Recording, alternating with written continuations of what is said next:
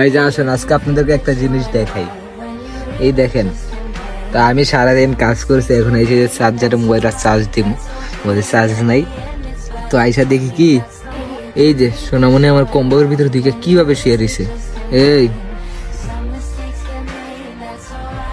ওই উঠবো না, ওই ঘুমাইতেছে।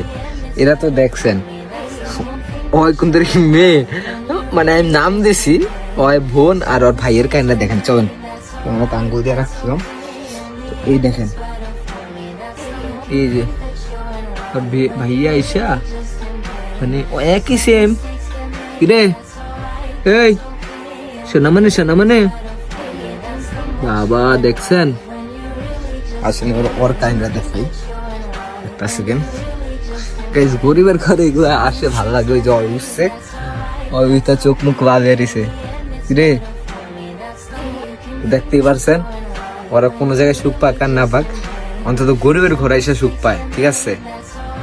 তো বিড়াল কুকুর এদেরকে মারবেন না, এদেরকে আদর করতে শিখেন, ঠিক আছে?